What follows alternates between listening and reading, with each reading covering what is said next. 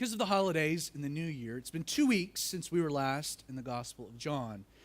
And last we were together, we looked at an amazing story. As a matter of fact, the first 44, 45 verses of John 11 record the incredible story of Jesus raising Lazarus from the dead after 4 days in the tomb. It is an incredible story. And in our previous time together, we were able to work our way through the text, kind of fulfilling our exposition. So we worked our way through the nuts, the bolts, wrapping our brain around what the text is actually communicating. But we didn't have enough time to really dive into the application of the story itself. We scratched the surface, but we really didn't, just for the sake of time, didn't have enough of an opportunity to do so. So this morning, with the exposition kind of out of the way, I do want to get to the application part. But to do that, I think it would be helpful for us to at least, at a minimum, reread the story just to refamiliarize ourselves with what's happening, and then we're going to dive to the next level. So John chapter 11, beginning with verse 1, just reading the story, we're told that a certain man was sick. Lazarus of Bethany. Lazarus of Bethany. Bethany was a suburb of Jerusalem on the eastern slope of the Mount of Olives. This was also the town of Mary and her sister Martha. Then John kind of adds for some context so we know which Mary. There's a lot of Marys. He says that it was that Mary who anointed the Lord with fragrant oil and wiped his feet with her hair, whose brother Lazarus was sick. Therefore, the sisters sent to Jesus, saying, Lord, behold, he whom you love is sick. Now, Jesus is presently down at the Jordan River, Bethabara probably. He's about a day's journey from Bethany. So these sisters send a courier to Jesus with a message. Lazarus, whom you love, is sick. Well, verse 4, when Jesus heard that, he said, so this is his reply message, this sickness is not unto death, but for the glory of God, that the Son of God may be glorified through it. Now Jesus, John tells us, loved Martha and her sister and Lazarus. Now, what makes that interesting is we've just had 2 references to love.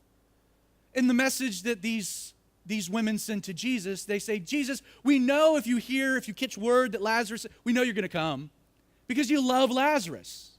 And this word, it's phileo in the Greek. It's a brotherly love. He's your bro, man. Your BFF. We know you're going to come. And yet John adds, especially before we see what happens, that Jesus loved Martha, Mary, and Lazarus. And this word love here is different. It's not phileo. Their estimation was that Jesus loved them in a brotherly way. And yet John wants us to be clear that Jesus actually loved them in an agape way, a deeper way, an intimate way, a way that they didn't even know. So when Jesus heard Lazarus was sick, he stayed 2 more days in the place where he was. Then after this, Jesus said to the disciples, let's go to Judea again. Well, the disciples said to him, Rabbi, lately the Jews sought to stone you. We saw 2 occasions of this in the previous chapters. Are you going to go there again? The scene is hot, Jesus. Why are we going to go back to Judea? But Jesus answered, are there not 12 hours in the day? If anyone walks in the day, he does not stumble because he sees the light of this world. But if one walks in the night, he stumbles because the light is not in him. Jesus is basically saying, I've got a limited time to work. My time is expiring. We're going to go. These things Jesus said, and after he said them, he said, our friend Lazarus sleeps, but I go that I may wake him up. Verse 12, then his disciples said, Lord, if Lazarus sleeps, he will get well. If he's sleeping, that's a good thing. Why are you going to go wake him up? However, Jesus spoke of his death, but they thought that he was speaking about taking rest and sleep. So Jesus says to them plainly, Lazarus is dead. Then he says something weird. Lazarus is dead and I am glad. But then he adds, for your sake, that I was not there, that you may believe. And ultimately, as we'll see, Jesus is wanting them to believe that he had power to raise the dead. A very important lesson. Nevertheless, let us go to him. So Thomas, who is called the twin, said to his fellow disciples, let us go also, that we may die with him. This reference to Thomas being the twin, most scholars believe that he probably looked like Jesus. Notice the twin is capitalized. Thomas, looking like Jesus, no doubt would have been fearful going into a toxic environment. Who was the one guy probably most likely to get arrested on mistaken identity? It'd be the guy that looks like Jesus. So Thomas is like, okay, let's go. We'll die with him, and we should give him a little credit. Verse 17, so Jesus came, and he found that Lazarus had already been in the tomb for 4 days.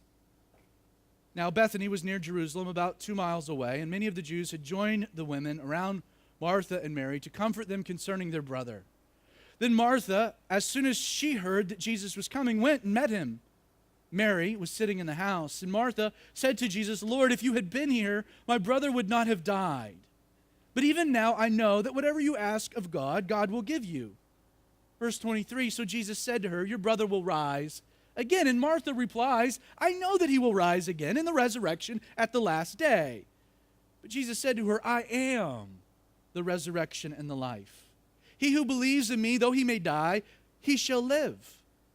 And whoever lives and believes in me shall never die. Do you believe this? So Martha said to him, yes, Lord, I believe that you are the Christ, the Son of God, who has come into the world. And when she had said these things, she went her way and secretly called Mary, her sister, saying, the teacher has come and is calling for you. And as soon as she heard that, Mary arose quickly and came to him. Now Jesus had not yet come into the town, but was in the place where Martha had met him. Then the Jews who were with Mary in the house, who were comforting her, when they saw her rise quickly and go out, they followed her, saying, she's going to the tomb to weep there. Then when Mary came to where Jesus was and saw him, she fell down at his feet, saying to him, Lord, if you had been here, my brother would not have died. She repeats the identical appeal of Martha. Therefore, when Jesus saw her weeping, and the Jews who came with her weeping, he groaned in the spirit and was troubled. He groaned. This word groaned, in Greek literature, it describes a bull snorting. The idea is that something moves in him and he sucks in. And he's troubled. He's going to move to act. He says, where have you laid Lazarus? And they said, Lord, come and see. And then we're told that Jesus wept. Then the Jews said, see how he loved him. Some of them said, could not this man who opened the eyes of the blind also have kept this man from dying? They're skeptical. But Jesus, again, groaning in himself, came to the tomb. It was a cave, and a stone lay against it. The way I've always pictured this story, the way that you probably do as well, is Jesus standing before the tomb of Lazarus, weeping. And you'll hear often in funeral messages, funeral thoughts, that Jesus here is identifying with the pain of death, the human experience. And yet the problem with such an image is that it's not textual. Look again, we're told Jesus, he groaned, he was troubled, he saw Mary weeping and the others, and it was then that Jesus said, where have you taken him? And he weeps. Then he comes to the tomb. Understand, Jesus was not weeping because of the loss of Lazarus. Jesus knew how the story was going to end. He had no reason to grieve for Lazarus, like to identify with the pain. Instead, it was the reality of what death had done and how it affected humanity. It was, in a sense, the Creator groaning and weeping over the destruction of what he had called perfect. Well, Jesus said, he's standing there. He says, take away the stone. And Martha, the sister of him who was dead, said to Jesus, Lord, by this time, there is a stench. I like the old King James translation. He stinketh. For he's been dead for 4 days. If you do any research at all on what's happened to the body in a Middle Eastern environment after 4 days of rot, oh, he stinketh. There ain't nothing left. And obviously Jesus waits 4 days because in Jewish tradition, it was believed that the spirit would hover around the body for at least 3 days. But by the fourth, because there was no way it was going to revive, the spirit would depart into paradise. Waiting for 4 days was specific for what Jesus would soon do. So he stinks, but Jesus said to her, "Did I not say to you, Martha, that if you would believe, you would see the glory of God?" Then they took away the stone from the place where the dead man was lying. And Jesus lifted his eyes and said, "Father, I thank you." So he prays, "I thank you that you have heard me, and I know that you always hear me.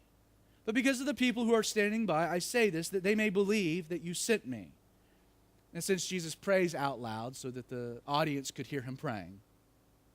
Now when he had said these things, Jesus cried, verse 43, with a loud voice. He cries out, "Lazarus, come forth." This word "come forth," it can be translated, "Lazarus, this way. Come this way, Lazarus." And he who had died, remember, it's been 4 days, came out of the tomb, bound hand and foot with grave clothes. So he hobbles his way out.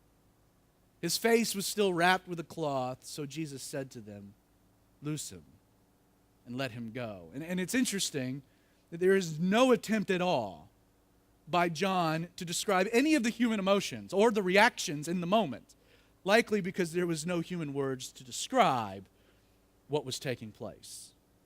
Now, in our previous study, our first pass through this text, I noted that this crisis in the life of Mary and Martha and Lazarus was really nothing more than an opportunity for Jesus to reveal through the crisis an important aspect of himself that they could have never known otherwise. Think about it. These three individuals, Mary, Martha, and Lazarus, they knew much about Jesus.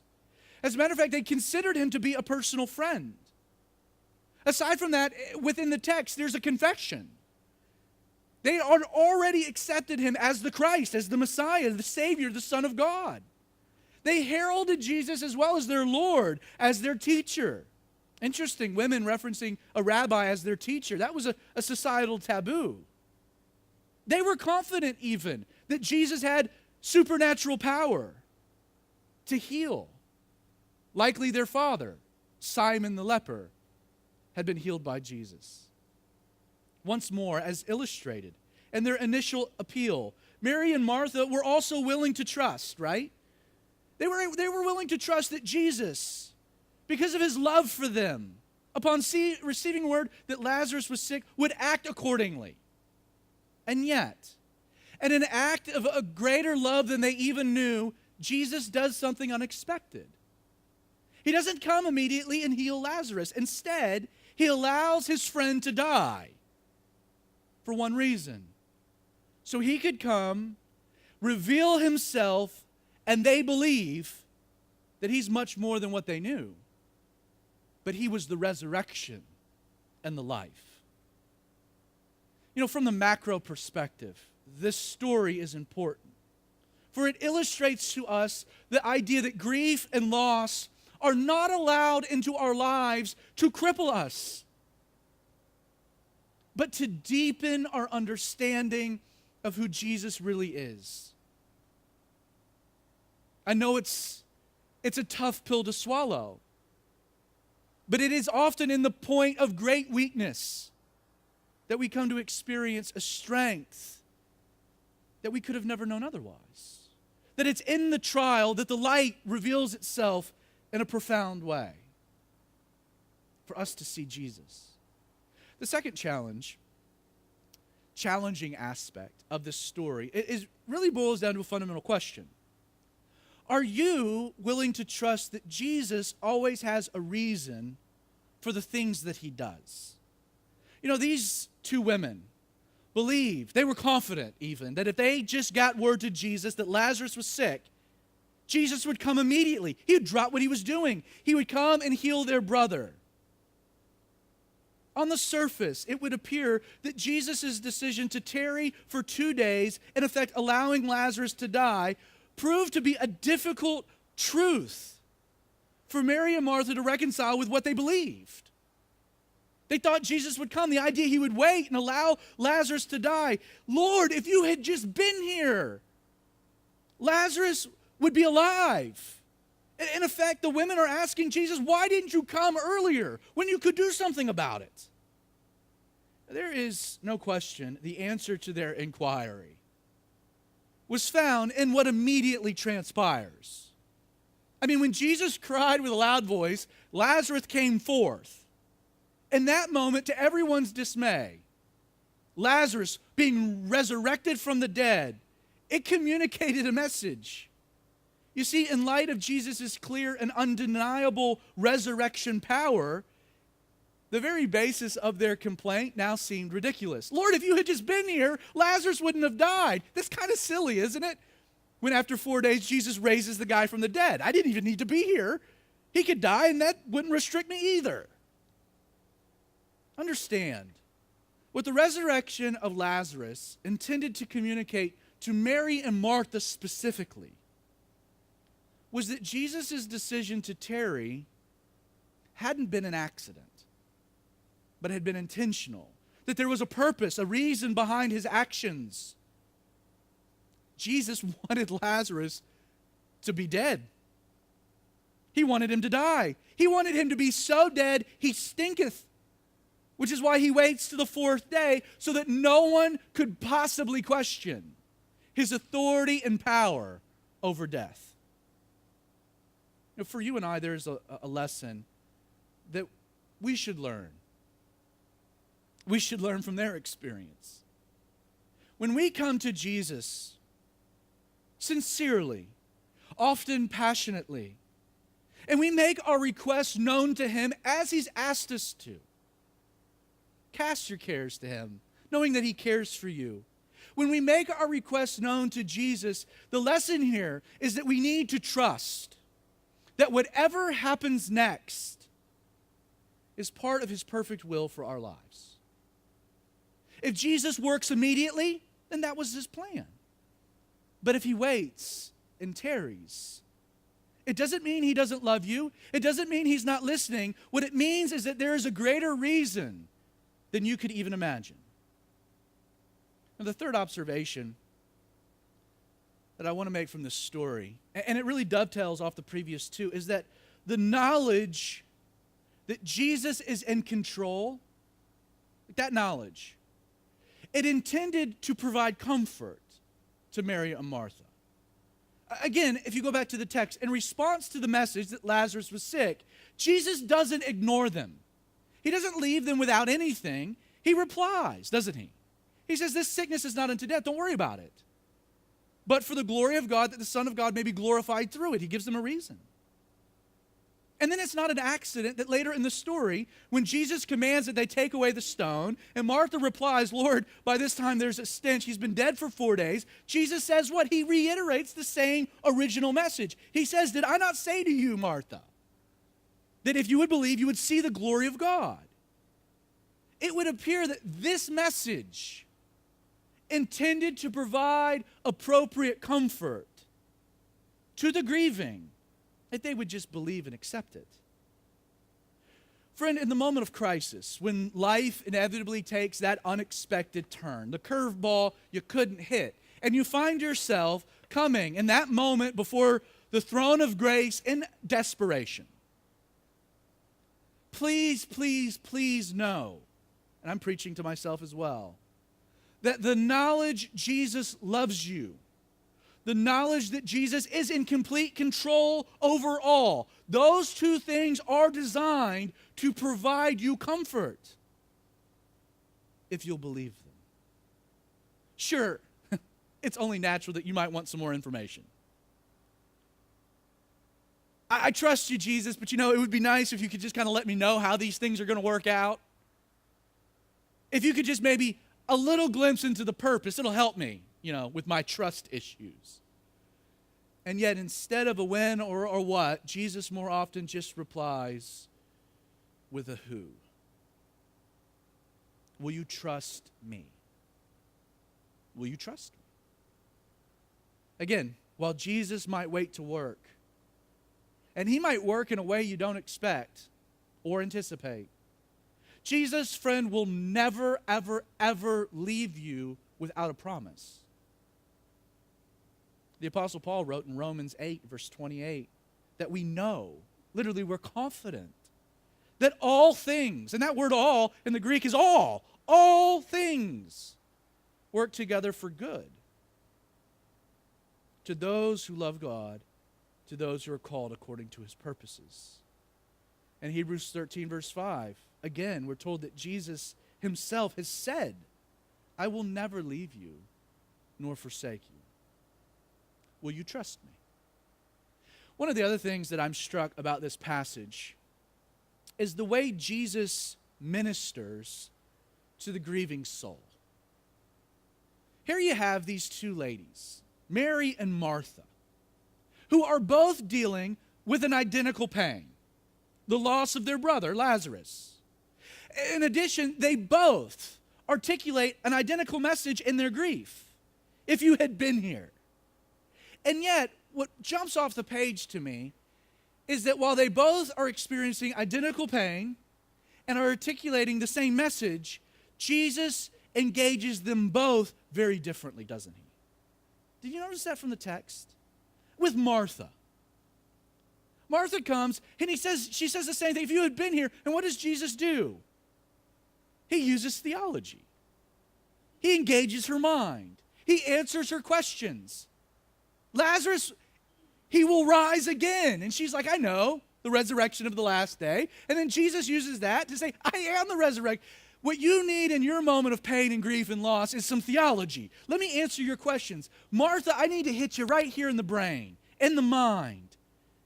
But with Mary, does Jesus minister to her with theology? No, not at all. Same grief, same appeal, but Jesus simply weeps. He just breaks down and cries with her. He identifies with her pain.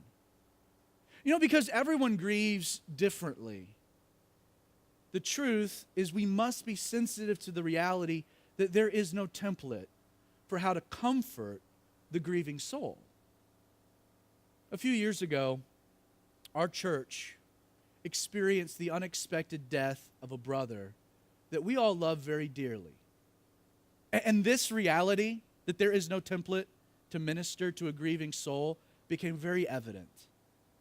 Became very evident. For some in that moment, I needed to answer their very real and raw questions. And for some, my ministry was theological. And yet for others, all they needed was someone to share their pain and harmonize with their tears. They didn't need a Bible study. They just needed a hug and silent weeping. You know, Jesus knew what each of these ladies needed. He knew because he's Jesus, so he's got that advantage. But he knew because he knew these ladies. They were her friends. And so one of the things that jumps out to me about this story is that when you're faced with someone that's grieving, there's not a template. There's not a template. One of the other aspects of the story that I find incredible is that believing was not a precondition for the miracle. There was not a soul that believed Jesus was going to raise Lazarus after 4 days in the tomb. Like Jesus repeatedly told them, right? Lazarus would be fine. But no one understood what he meant. Even when Jesus asked them to remove the stone from the face of the tomb, he's met with skepticism. No one believes that Jesus was going to rise to call forth Lazarus. You know, it's true that if the work of God in this world was dependent upon the faith of men, it's likely God would never work. I'm so thankful that God works in spite of my unbelief. That even when I can't believe, I'm reminded of the passage where the grieving father, you know, Jesus is like, will you believe? I can heal your son. And he's like, Lord, I believe. And then what does he immediately say? But help my unbelief. I want to believe, But I don't know. Like, I'm so glad that Jesus works often in spite of us and not because of us. That Jesus didn't base his involvement in this situation on anyone's faith that he would raise Lazarus from the dead. Now, before we place this story into its larger context and then finish out the rest of the chapter, which we'll do, it would be hard to leave such a passage without taking a moment to make an observation about the afterlife. I mean, it's not every day you encounter a story where a guy's been dead for 4 days and is now alive again. While Lazarus, the text says, unequivocally, was dead, physically dead. Even Jesus, when he's talking about sleeping and whatnot, and they're confused, he's like, no, he's dead. Let's just get that out there. Lazarus was physically dead, and yet the passage is also clear that he was very much alive. He was dead, but he was very much living. How else would Lazarus have been able to hear and obey a command of Jesus to come forth if he wasn't alive? But he was dead. And not only that, but Lazarus, what's interesting, seems to have remained Lazarus. When Jesus cried out, "Lazarus, come forth," he uses his name, which means that Jesus was speaking to more than just a man's body whose ears had decomposed beyond the point of functioning. His body couldn't hear him, and yet Jesus is speaking to someone whose name is Lazarus. Jesus was talking to an individual who had a conscience. You see, though dead, Lazarus was very much alive and his identity intact. He responded. And what this tells us is that you, friend, are much more than the physical. You are much more than the material. The real you is not this flesh and bone. It's not your genetics or the DNA. It's not the chemicals. The real you, the soul, is immaterial and lasts forever. Jesus said, "Lazarus, this way."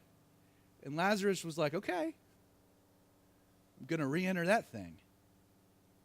Again, before we work our way through the rest of the chapter, I want you to note 2 reasons that Jesus performed the miracle.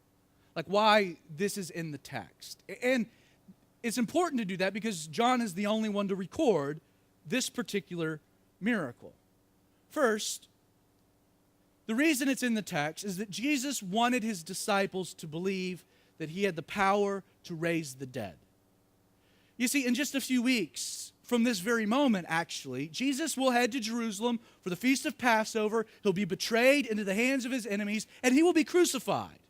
And undoubtedly, without a question, those events would rock his disciples' world.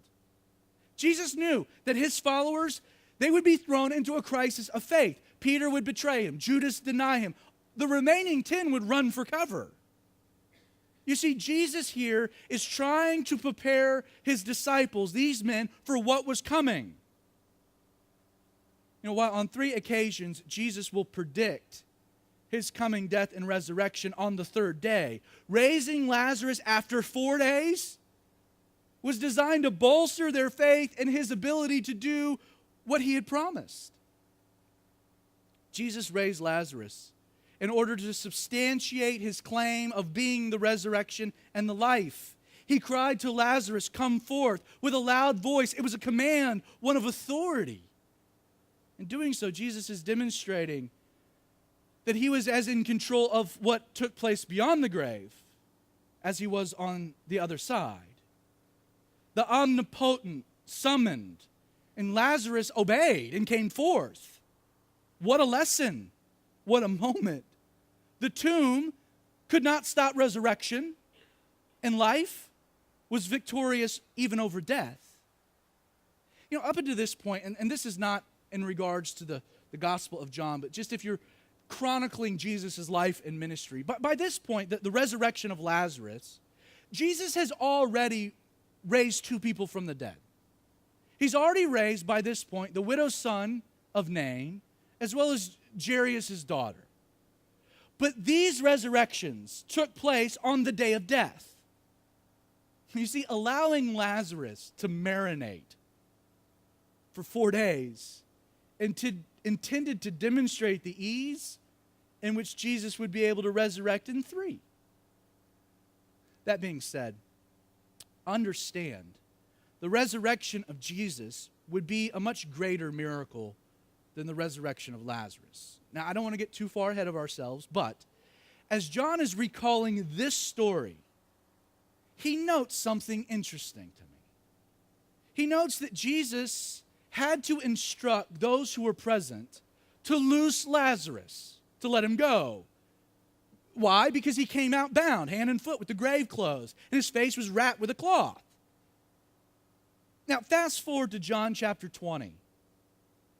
John tells us that on the first day of the week, Mary Magdalene went to the tomb early, while it was still dark, saw that the stone had been taken away from the tomb. So she ran, came to Simon Peter, the other disciple whom Jesus loved. That's actually John, our author. And said to them, "They have taken away the Lord out of the tomb. We don't know where they have laid him." Therefore, Peter went out with the other disciple, that being John. They're going to the tomb. So they both ran together. I love this. And the other disciple outran Peter. That has nothing to do with the story. It's just John letting us know he outran Peter. John got to the tomb first, and he, stooping down, looked, and now notice this, and he saw linen clothes laying there. He didn't go in. So Simon came, following him, went into the tomb, saw the linen clothes lying there again, and the handkerchief, the shroud, that had been around his head, not lying with the linen clothes, but folded together in the place by itself. And the other disciple then come in, saw it, they believed. Now, notice that John observed that Lazarus was resurrected from the dead, which is amazing, but was unable to loose himself from his burial garments. But in contrast, Jesus rose from the dead and had 0 issues at all with the burial cloths. And what that means is that there is a difference between the resurrection experienced by Lazarus and the one experienced by Jesus. That what Lazarus experienced only was a foreshadowing of a greater resurrection experienced by Jesus, mainly that Jesus was resurrected to glory. Lazarus, back to his flesh. Like, the sad part of this story is Lazarus is going to have the unique opportunity to die again. Thank you, Jesus. You know, the second reason for this particular miracle is that it again illustrated a consistent theme that Jesus has been articulating about everlasting life. And I'm not going to belabor this particular point because we've mentioned it numerous times, but it surfaces again. The resurrection of Lazarus demonstrates the fact that as the resurrection, Jesus provides a life that begins right now, today, this very moment, which then lasts for eternity. Everlasting life is not something you're given once you've died. It's something you've given today that lasts beyond the grave. And we see this illustrated in this passage. Now, following verse 44, John turns our attention away from Lazarus, and he turns our attention to the reaction of those present for the resurrection. And I am running out of time, and so I'm going to go to my conclusion. We'll get to this text next week. Because my conclusion was going to come back to this point anyway. So I'm going to scroll down to the end of my notes. In closing, there's one more point I'd like to make about Jesus' resurrection of Lazarus. This is not a complicated one. Think for a minute. How do we know that Lazarus heard the word of Jesus and experienced resurrection life? Like, don't overthink the question. Like, the answer is, this is not rocket science. Like, how do we know that Lazarus heard the word of Jesus and experienced a resurrection? Well, we can be confident that Lazarus experienced resurrection life because he came walking out of the tomb. Again, that's not complicated, but it's profound. You see, the reason we know that Lazarus had experienced a work of Jesus in his life, resurrection power in his life, is because there was evidence, tangible evidence, visual evidence. No one could deny two things. No one could deny that Lazarus had been dead. Nor could anyone now deny that he was alive again. The proof was in the pudding. There was no grand debates. You see, a real change had occurred. It's how we know he was raised from the dead. The concluding thought is, can the same be said of you? Because you're making a similar claim as a follower of Jesus. That you were dead in your sins and your trespasses. Dead as a doornail. As a matter of fact, you are so dead you stinketh. To the point that no one thought you could change. No one thought it would be any different. And yet, through the darkness, you heard a voice. The voice of the Master, the voice of the Creator, the voice of Jesus that said, come forth. And he knew your name. And you came hobbling out. We're not talking about a physical resurrection, but a spiritual one. That the dead part of you, this part mired and destroyed by sin, Jesus spoke and resurrected to life. And it will last forever. It is a life today you experience that will last for eternity. But here's the thing. Like with Lazarus, there is a tangible evidence when that happens. Yeah, you might not be running a marathon. You might be hobbling out. You might need some help. But you're alive. No one can doubt that. You know, I'm afraid that we live in a society of a lot of people that think they're alive, but they're still dead. One of my favorite movies is Weekend at Bernie's. It's a classic. I won't give you the entire storyline, other than the fact that two coworkers go to their boss's house in the Hamptons for Labor Day weekend. They get there and find that their boss is dead. But before they can let anyone know, the party starts. And they know that if they alert the authorities that Bernie's dead, the party's going to be over and their weekend ruined. So what do? They keep up the charade. They put a hat on Bernie, put some glasses on, and they literally lug him around. Pick up his arm to wave at people. But all weekend they keep up a charade that Bernie is alive, but he's dead as a doornail. I'm afraid there are a lot of Christians that more identify with Bernie Lomax than they do Lazarus.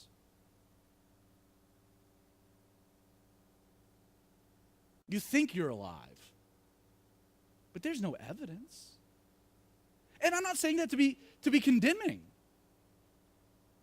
It's a challenge. Because there's a voice speaking through the void saying, come forth. You can look like you're alive. You can paint your face up, makeup. Open caskets are the worst, right? The goal is to make them look alive. But they ain't alive. Grandpa's dead. And it's disturbing. Some of you, your version of Christianity is just as warped. And you still stinketh. But it doesn't have to be that way. And you might not believe it's possible. But this miracle, Jesus says, I am the resurrection and the life. Do you believe that? And if you do, will you accept it? So, Father, Lord, we just let